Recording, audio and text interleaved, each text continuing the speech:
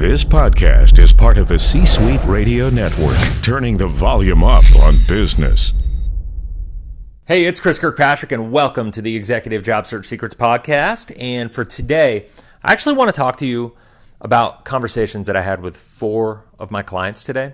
And it was amazing to me. They were all struggling with the same thing. And I hear this time and time again, and I want to cover it. And that is, how do you stop spending so much time and energy on your commoditized traits? And what does that even mean in the first place?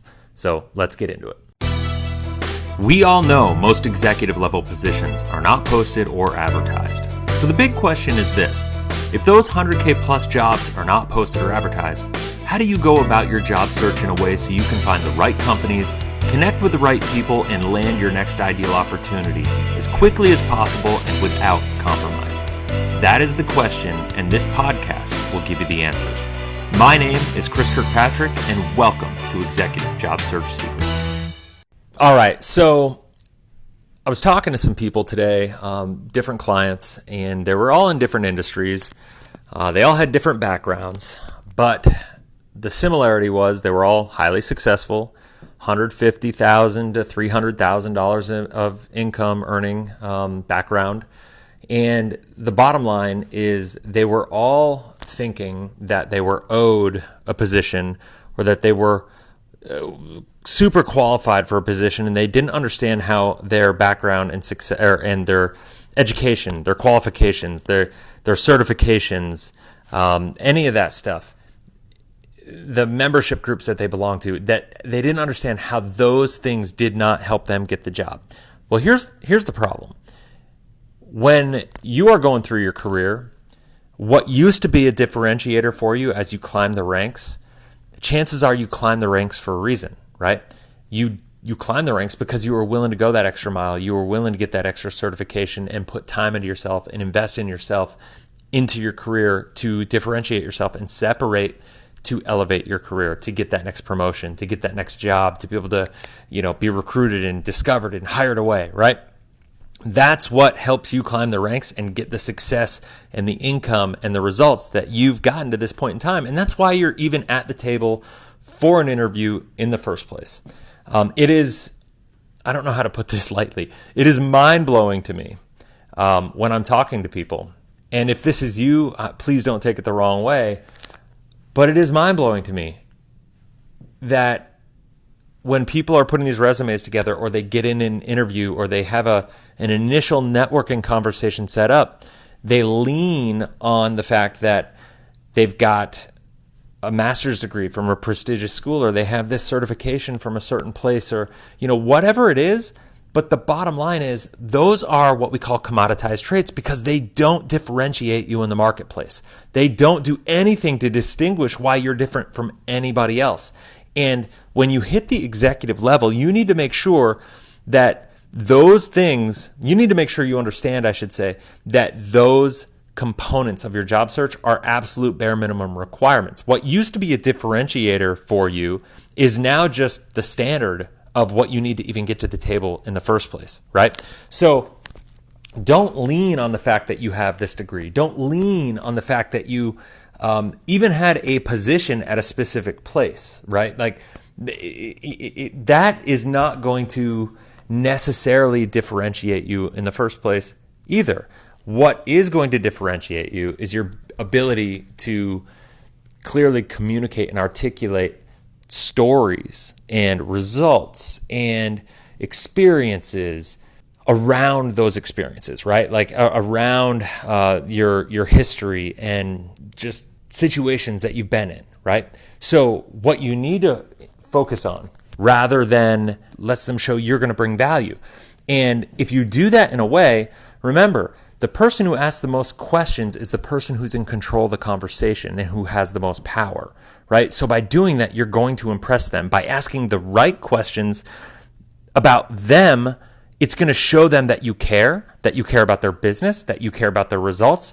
It's going to show that you understand them, because you're going to be asking questions in a way that get them to think and respond. And it's going to put you in a position of power, and you're going to garner respect rather than approaching this search from a classic job seeker role, which is what people are doing when they're focusing on the commoditized results or their commoditized traits and just hoping that those are going to get them in the door and beat the ATS system and ultimately get them a job.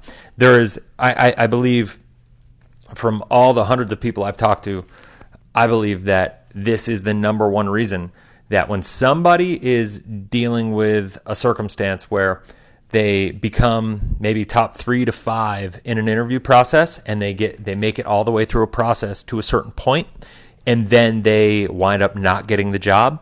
And it happens a lot where I have this person come through, and their comment to me is, listen, I don't understand it.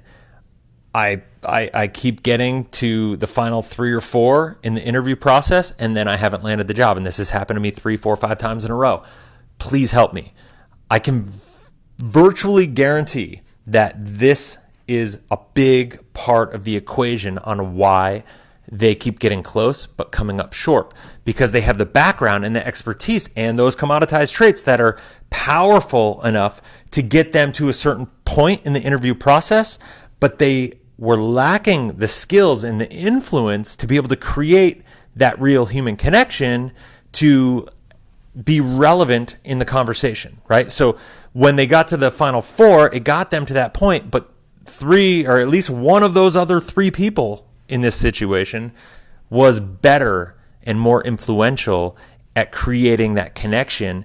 And my guess is, even if you're more qualified, because remember, it's not the most qualified person who gets the job. It's the person who's best packaged and positioned and promoted. And when they get there, they can actually have that influence and communicate and ultimately create that human connection. That's who gets the job every single time. Skill only gets you so far. Your resume only gets you so far. Nobody hires a resume, and you need to remember that. That human connection is key. Stop focusing on the commoditized traits. Stop focusing on all those things that you think, and it's hard. Let me pause there for a second, because I'm going to go on a rant. It's hard because I know you've put a lot of time and energy into your life, into your career, getting those certifications, mastering your craft, becoming an expert at what you do. And I get it. And I trust me, I see it every day. And I honor the fact that you've done that, and you're here for a reason. And it's it played a big part in getting you to the level of your career that you're at right now. And that is phenomenal. However, just remember that at this point in time, everybody else in the room has done the same thing as you. And I know that it's really hard to turn that back and to scale it back, because to get you to this point, you've probably had to lean on that, and those have been big differentiators. But what got you here isn't going to get you where you want to go. And now you have to work on honing a new skill, or just maybe focusing on a skill. Because I've actually talked to a lot of people who came up a little short at the end consistently, and they were really amazing people. They were really amazing communicators. They just were focusing on the wrong things. And so whether it's an area that you need to improve upon, or whether it's an area that you just need to put a little more intentional focus on first and foremost, being able to create a bridge and a connection and make sure that they like you and they see you as a good fit culturally.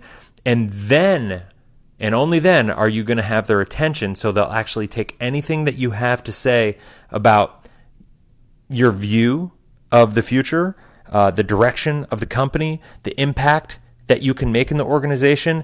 And only then are they going to care about your commoditized results, your commoditized traits, and all those different things. Even your quantifiable results. Nobody's going to care about any of it if they don't like you first, if they don't see you as relevant and relatable and a good fit culturally. That is the number one thing that you need to be focusing on. So, not saying that you want to just kind of throw the baby out with the bathwater, so to speak, and just eliminate all focus on your background in that capacity, but I am saying you're there for a reason. And that reason is because they already know those things about you, so there's no sense beating that dead horse, right? And so that's it. So anyway, I hope that helps. I hope you go out there and crush it. And if you're struggling with any of these things, I actually just wrote a book. It's amazing. I think it will make a huge impact in your search. If you want, you can go to careernextagency.com and you can get our free masterclass. We have all sorts of resources for you. But anyway, if we can help in any way, just go to careernextagency.com, connect with us. Best of luck with your search. Go out and crush it. Have a blessed, inspirational day, and we'll talk to you on the next podcast. Thanks so much for listening, and I hope you were able to find some value in this episode.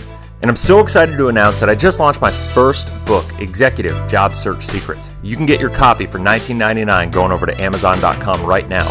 Or, because of everything that's happening in the world right now with COVID, all the uncertainty, the high unemployment rates, I've actually purchased 1,000 copies of this book, and I'm going to send a copy to the first 1,000 people that want to take advantage of this free offer.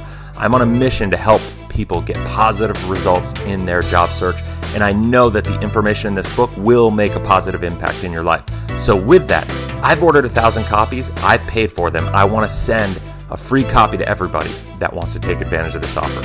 All I ask of you is to cover the $8.95 for shipping and handling, and I will do the rest. I will get a copy right out to you in the mail as quickly as possible.